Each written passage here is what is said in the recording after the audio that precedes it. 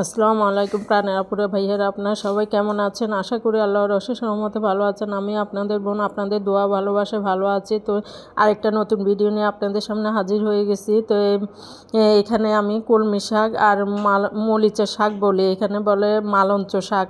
এক এক দেশের গালি আর এক এক দেশের বুলি, এইটাই মানে এক এক দেশে এক এক রকম নামে ডাকে। তো কলমি শাক ভাজি আমার খুব পছন্দের। কলমি শাক, মরিচের শাক, এই দুইটা আর পুঁই শাক, এই তিনটা শাক আমার খুব ভাল লাগে। তো এই দুইটা শাক রাত্রেই কুটে রেখে দিছি, এখন দিনের বেলা ভিজিয়ে নিয়েছি, মানে ভাজি করব। আর এখান দিয়ে ডাল বসাই দিছি, বসাই দিছি মাছ দেখাচ্ছি, রুই মাছটা রান্না করব। তো এখানে আমি কাপড় চোপড় দেখাচ্ছি, এগুলো ভিজাবো গরম পানি দিয়ে, তারপরে ধুবো। মহিলা মানুষের সংসারে কাজের অভাব নাই, আরও নাই কাজের খালা। তো এই জন্য মানে সব কিছু মানে এই দিক দিয়ে রান্না করতে হবে, এদিক দিয়ে অন্য কাজগুলোও করতে হবে। আর ঘরে তো দেখেন, আমার ঘরে কিন্তু ছোট বাচ্চা নাই। তাই আমার মেয়েটা এই জিনিসটা রং করছে, আপনারা কমেন্ট করে জানাবেন কি সুন্দর হয়েছে কিনা। ওর অনেক গুণ আছে, ও অনেক রকমের ছবি আঁকতে পারে, তারপরে কিন্তু মানে করে না, মানে গুণটি কাজে লাগে না। আমরা যেমন বিয়ের আগে হাতের কাজ করছি, মানে ফুলের কাজগুলো করছি, মেশিনে কাজ করছি, ওইটাই ও মানে করে না, এটাই হচ্ছে তো এখানে আমি এই তো আবার এখানে চলে আসছি রান্নাঘরে রান্না করার জন্য। এখানে ডাল হয়ে গেছে, ডালটা বাগার দিয়ে নিব। এখান দিয়ে আমাদের কালোর জন্য মাছ এক টুকরা রান্না করে নিছি, আর বিকেল হলে আবার মুরগি রান্না করব। তো এখানে আমি রুই মাছটা আলু দিয়ে ভেজে আলু দিয়ে রান্না করব। তো এখানে আমি আলুটাকে পাতলা পাতলা করে গোল করে মানে করে কেটে নিছি। এইভাবে আপনারা রান্না করে দেখবেন, খুব মজা লাগে। তারপর তুলা ডান্ডি মাছের সাথে, তারপরে কিছু কিছু মাছের সাথে আলুটা দিলে মানে মানানসই, খেতে ভাল লাগে। মনে না কিছু কিছু জিনিসের সাথে কিছু কিছু জিনিস মানানসই, ওইটাই। তো এটা মানে যায়, এই মাছের সাথে আলু দিয়ে রান্না করলে খুব মজাই লাগে। আর সাথে টমেটো থাকলে তো আরও অনেক। তো এই তো গরম পানির মধ্যে এখন হুইল পাউডার দিয়ে তারপরে মানে কাপড় চোপড়টি ভিজাইয়ে নেব। এই ভিজানো একটা ঝামেলা, তারপরে কাপড় কাচানো একটা ঝামেলা, আবার ধুয়ে তারপর চিপানো আরেকটা ঝামেলা, আবার মানে রশিতে শুকানো আরেকটা ঝামেলা। মানে কয়টা কাজ একটা কাপড়ের পিছে, দেখেন কয় রকমের কাজ। আমার হাজব্যান্ডে যদি কোনো সময় কাপড় ধোয়, ও আমার উপরে বলবে ভিজাই দাও, তারপরে আবার ধুয়ে তারপরে চিপায়ে শুকাইতে দিতে হবে আমাকে। মানে আমি করতে গেলে সবগুলোই করতে হবে, আর ও করতে গেলে মানে আরও মানে দুইটা কাজ আমার করতে হবে।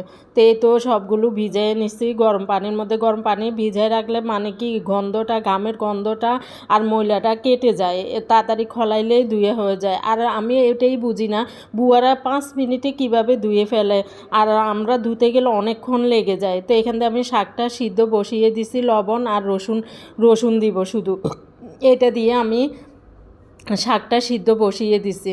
তো এখানে এই তো আমার আলু দিয়ে রুই মাছ তরকারি হয়ে যাচ্ছে, আর এখান দিয়ে আমি শাকটাকে সিদ্ধ করে নিচ্ছি, একটু পানি দিয়ে নিচ্ছি যেন ভালোভাবে সিদ্ধ হয়। সিদ্ধ হওয়ার পরে এখানে আমি ধনেপাতা দিয়ে দিচ্ছি। ওই দেশি ধনেপাতা ছিল না, বিলাতি ধনেপাতা ছিল, তো ওটাই দিয়ে দিছি।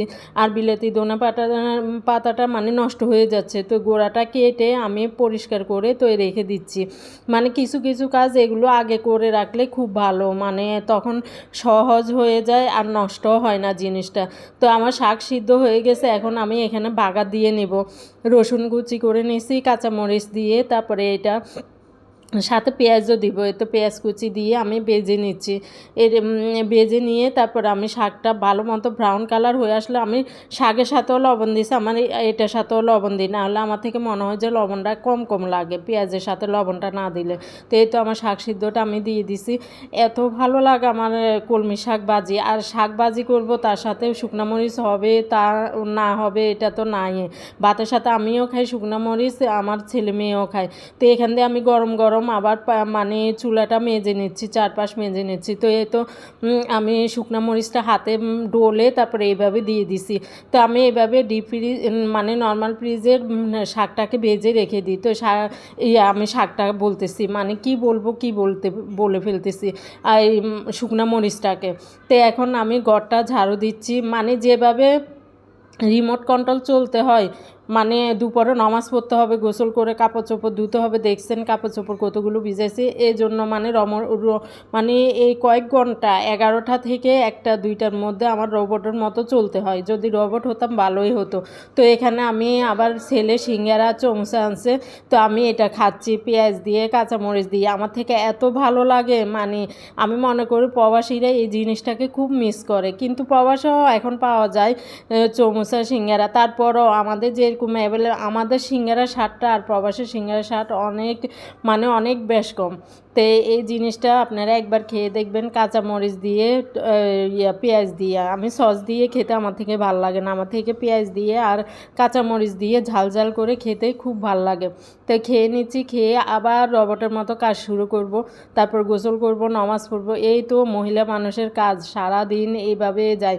আর একঘেয়েমি হয়ে গেছে, ভাল লাগে না আমার এসব সারা দিনের এই এক রুটিন। মনে হয় কোথায় যে 2-3 দিন থেকে আসি, কিন্তু যেতেও পারি না।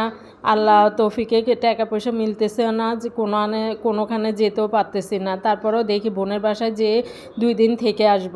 তো এই আজকের ভিডিওটা যদি আপনার ভালো লাগে তাহলে লাইক দিয়ে সাবস্ক্রাইব করে পাশে থেকে যাবেন আর আমাকে একটু সাপোর্ট করবেন। আল্লাহ হাফেজ।